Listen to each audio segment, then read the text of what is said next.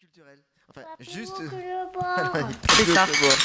Bon, c'était culturel jusqu'à. Non, c'est très sérieux. Jusqu'à Lorenzo. Alors c'est vrai, Lorenzo, pour la dernière, tu vas nous faire un truc chiant, c'est vrai? C'est vrai. Absolument, Non. très grave. Ouais, Bon, alors, un peu de. Voilà, on t'écoute. On va tous crever et on l'oublie trop souvent, en fait. Ah oui. Ah ouais, c'est des potes. Oui, c'est bon pour la dernière, ça. Ouais. C'est bon pour le Merci. moral. Oui, nous tous ce soir, si vivants, si cœurs battants aujourd'hui, si courbattus demain, si pieds sous terre le jour d'après, forcément nous sommes voués à disparaître. Aussi vrai que les femmes sont faites pour être soit des fées, soit des cochonnes, les hommes sont faits pour être des fées ou détruits. C'est ainsi que la vie, c'est un là.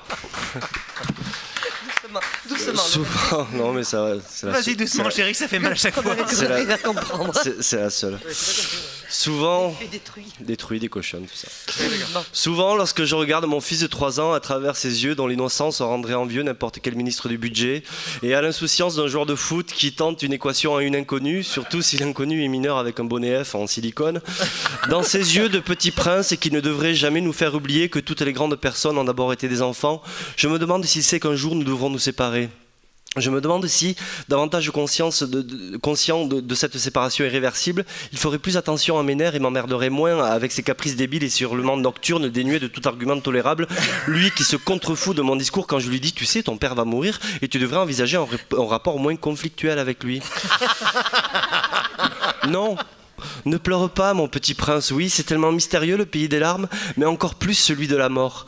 Et pourtant, on ne peut pas y échapper à la mort. Alors pourquoi s'en cacher? Pourquoi ne pas en accepter l'idée quand celle de l'éternité peut être encore plus vertigineuse? Et pourquoi tomber dans ce pathos inutile à la Guillaume Canet que je viens de vous servir insolemment, alors que penser que l'on va crever, c'est quand même super positif, parce que ça veut dire qu'on est toujours en vie. Et si mourir peut s'avérer déprimant, vivre peut l'être encore plus. Prenez ce pauvre type parmi tant d'autres, dépourvu, désespéré, laissé pour compte par la vie et citoyen d'une misère sociale qui s'urbanise à grande échelle, 22 ans de petite vie derrière lui et un train à grande vitesse devant. Sur le lit de cailloux qui forme le ballast, notre petit poussé ne s'aime plus, n'est plus aimé et à terre reste amer. Le long du rail, il attend un choc qui le délivrerait d'une vie que plus aucune fille locale ou quelques plaisirs locaux motive. En se disant que finalement, il n'y a qu'une fin heureuse, c'est celle que l'on décide. Mais c'était sans compter sur ce bougre de conducteur qui aperçoit au loin cette silhouette à oxyre et qui hurle, qui freine, il rue, il braque, couine, la bête humaine s'ébranle, et c'est volontairement que je mets un peu de cul pour soulager ce récit oppressant, tremble, vacille et stoppe net sa trajectoire funèbre avant que le corps du garçon exposé au drame ne s'explose dans la rame. Et dans son ironique destin, le voici en train, toujours en train de vivre. C'est quand même couillon parce que c'est ici que les ennuis commencent pour le jeune homme. La SNCF, dans un élan de philanthropie à but lucratif, a décidé de le poursuivre en justice pour perturbation de trafic et le voilà qu'il risque 2 ans de prison et 4 500 € d'amende. Sans doute se sont-ils dit que ce jeune con avait besoin d'un juste retour à la réalité pour le remettre sur de bons rails.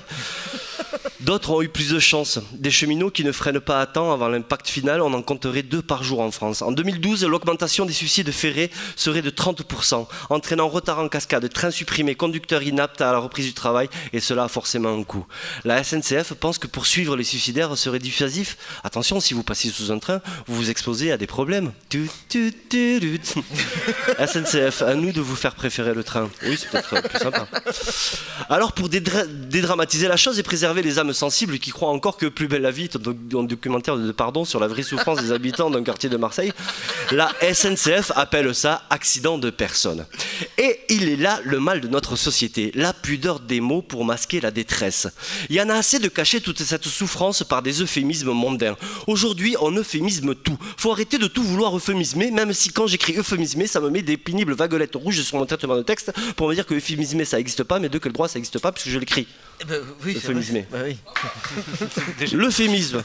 et la mort de notre société. C'est l'antibiotique qui nous empêche de nous guérir naturellement, qui assiste nos défenses immunitaires et affaiblisse notre système humanitaire.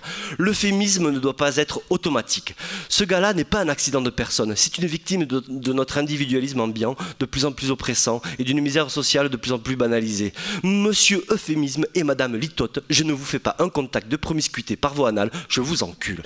On ne s'éteint pas, on meurt. On n'est pas en déflation, on est en récession, on n'est pas mis en examen, on est un enculé de droite. On ne possède pas de compte en Suisse, on est un enculé de gauche. On ne dit pas Marine Le Pen, mais grosse salope. On prend pas un congé de la vie, mais on casse sa pipe, on n'a pas des relations buccales, on taille des pipes. Marre des litotes, des périphrases et autres métonymies censées nous protéger, nous garder au chaud face à une réalité plus rude, alors que c'est justement dans l'adversité le combat que l'homme peut se redresser quand un wagon les traîne.